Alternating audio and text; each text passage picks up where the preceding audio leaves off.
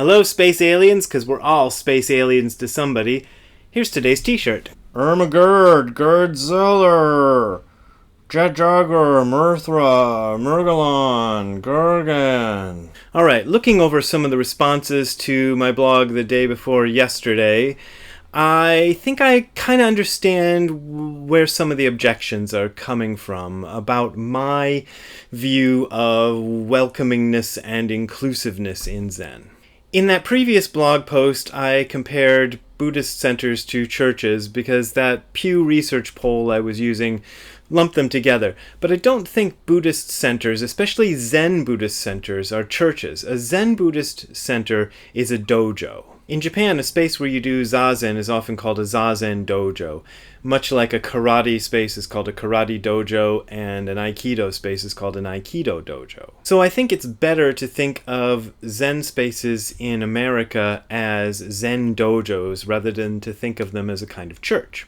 And if you do that, it'll help you understand a little bit about why ideas like welcomingness, if that's a word, are handled differently in Zen dojos from the way they're handled in churches. Now, a karate dojo or an aikido dojo that only admitted people from one particular race or excluded people based on their sexual preferences would be highly suspicious. I imagine places like that must exist, but I think most of us would find it very dubious, and rightly so.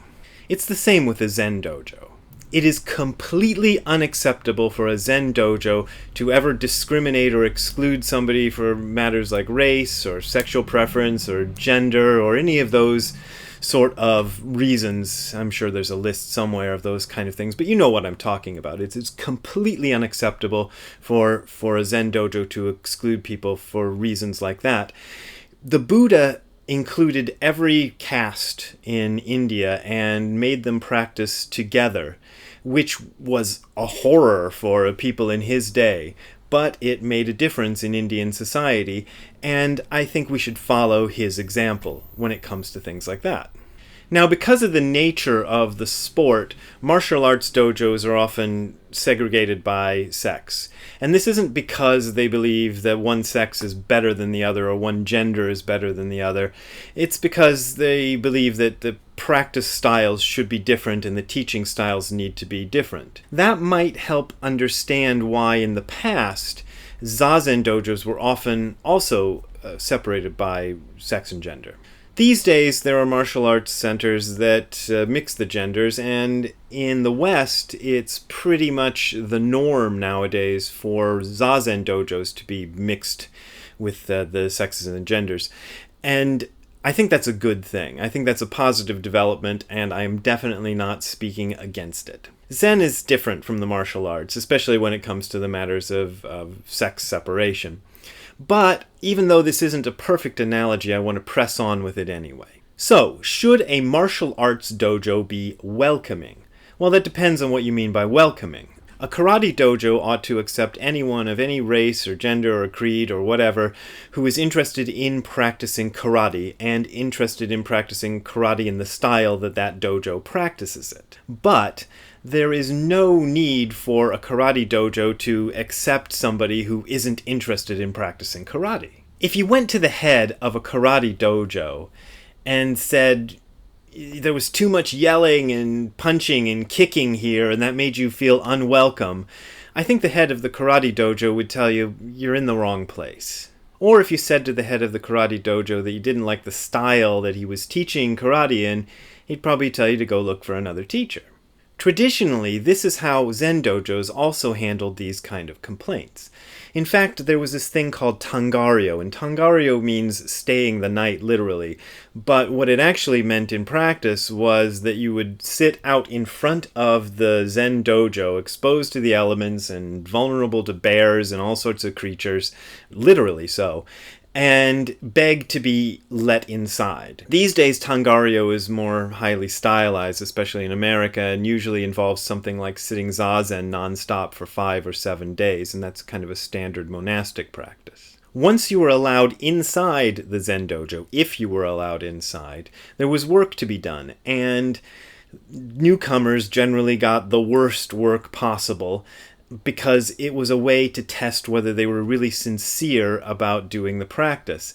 And they were the lowest people on the social pecking order, so they could expect to get some bad treatment from the older monks. Now, this wasn't supposed to rise to the level of abuse or anything like that, but sadly it often did. Rather, this sort of thing was meant as another test to see if the aspiring monk was going to be able to make it through the arduous practice that was ahead for them.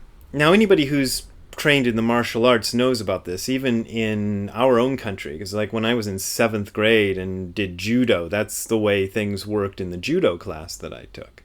But it's not familiar to people who are going into Zen dojos in America expecting to be treated like newcomers would be treated at a church. So at a church, the newcomers are welcomed with hugs and smiles, and they're given a plate of warm cookies to eat. That's not the sort of thing that you should expect when entering a Zen dojo. Sadly, this expectation for how Zen dojos should be like churches is becoming kind of widespread in America, and a lot of Zen places take the complaints they hear seriously, and to the point where they think that that's their job to treat people like they would be treated if they came into a church or if they came into a business where they were valued customers. So we're hearing all sorts of complaints about how our Zen dojos should be more inclusive and be more welcoming. To repeat what I said earlier, because I don't think I can repeat this enough, a Zen dojo must allow anybody in regardless of race or gender or sexual preference, and etc., the whole 9 yards. It's even really nice if a Zen dojo has the money and the ability to provide for people with physical disabilities, because Zazen isn't really that much of an intensive physical practice, so most people with physical disabilities can find a way to do it that works for them,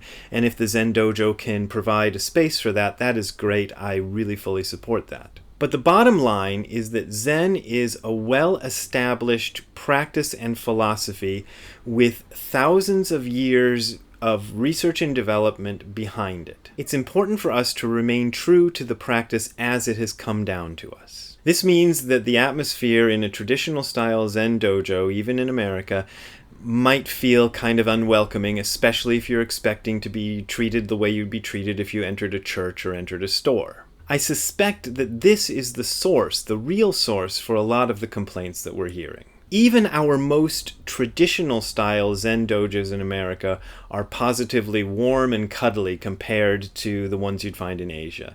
And people like me who've experienced both sides are often astonished by how different it is. And maybe a little bit of this is okay, maybe it's necessary. But if we bend further and further to try to provide comfort and ease, we are not being true to the practice that we received from our teachers. It's not supposed to be comfortable or easy. Nothing worthwhile is comfortable or easy. If it becomes comfortable and easy, it isn't Zen practice. It's like if you invented a new form of karate that got rid of the yelling and the punching and the kicking, it wouldn't be karate anymore. And if you told people that this was karate, this, free from yelling, punching, and kicking thing you created, you'd be cheating the people who came to you to learn karate. Zen has already shown itself to be very adaptable to different cultures and different races and things. But one of our problems in bringing it to American culture is that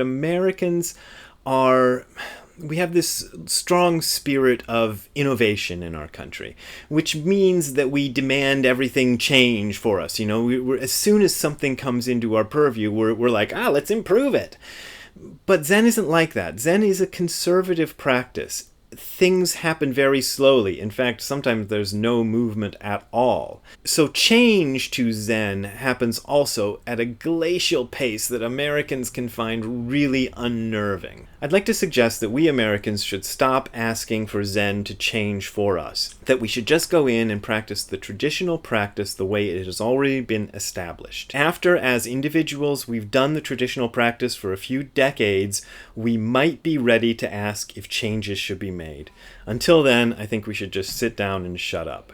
I would like to remind you that on October 8th, I will be in Cleveland at the Universalist Unitarian Church On October 11th, Zero Defects plays at Gillies in Akron. On October 12th, I'll be speaking at 11 a.m. in the morning at the Akron Public Library, Highland Square branch. And on October 25th, I will be at Mystic Journey Bookstore in Venice, California. The retreat in Toronto has unfortunately been canceled, so if you were looking forward to that, I'm sorry. That happened on the other end, and I have no say in that. My book, Letters to a Dead Friend About Zen, will be out any minute, so look for it in bookstores soon. We'll see you later.